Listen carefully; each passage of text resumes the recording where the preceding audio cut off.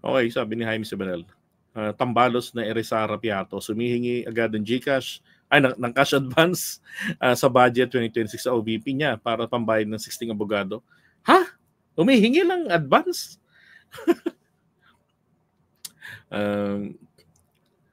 Million, apat ng abogado na sa ICC, 150 million, at 18 na abogado niya sa Senado, di ba? Ang dami nga niyang abogado eh. Tsaka yung kinuha niyang law office, pamahalin po yung mga abogado ron.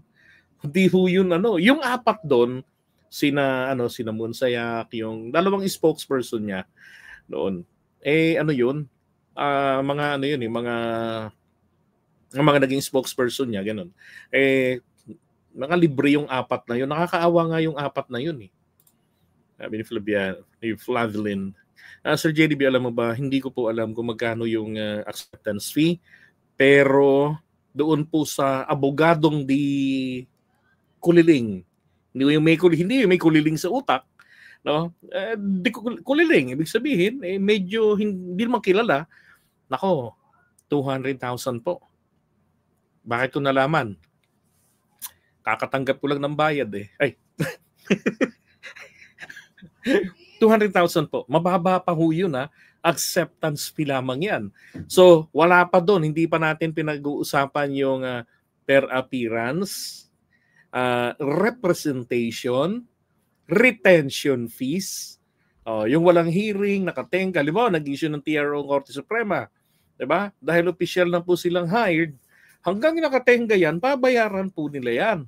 Kada buwan o kada linggo nila ng retention fee, depende sa usapan. Tapos yung acceptance fee.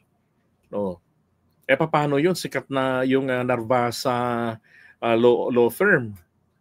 Narvasa, Fortune, alam ko yung buong pangalan eh. Napakalaki ho ng gastos doon. Diyos ko. Diba? At saka yan hong pagkuha ng ganyang mga klase ng abogado, ganyang kabibigat, yan ho'y indikasyon ng matinding takot.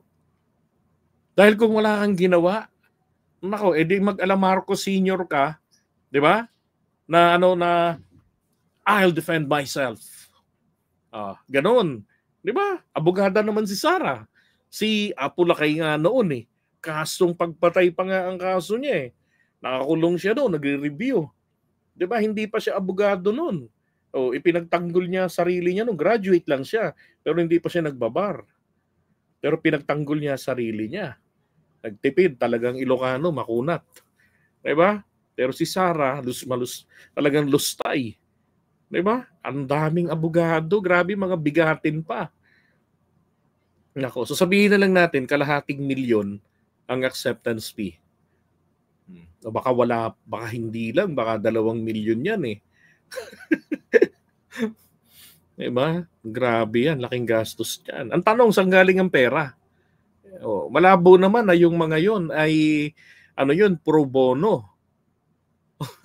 Sikat ka ng abogado. Ang nagsasagawa po ng pro bono, ito po yung mga gustong magpakilala, yung iba naman po yung mga philanthropo.